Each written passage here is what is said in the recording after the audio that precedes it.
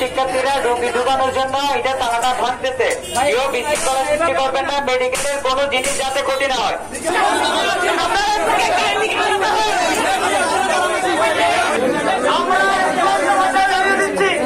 এই হসপিটালে যদি বিশৃঙ্খলা করে কোন শিক্ষার্থী হোক কিংবা চিকিৎসক হোক, কেউ যদি বিশৃঙ্খলা সৃষ্টি করার চেষ্টা করে, আমরা শিক্ষার্থীরা এখানে আছি, আমরা সবাই অবস্থান নেব।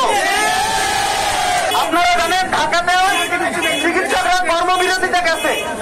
আমি গতকাল ঢাকা ছিলাম এবং ঢাকা মেডিকেলে যে সমস্যাটা হয়েছে সেই সমস্যার কারণে তারা সুরাহা না পেয়ে আজকে কর্মবিরতিতে গেছে। আমরা বৈষম্যবিরোধী ছাত্র আন্দোলনের পক্ষে এবং প্রশাসনের পক্ষে তাদেরকে আশ্বস্ত করছি, আমরা তাদের সুরক্ষা নিশ্চিত করবো ইনশাআল্লাহ। আমি আমাদের শিক্ষক ভাইদেরকে, আমাদের চিকিৎসক ভাইদেরকে আহ্বান করবো, তারা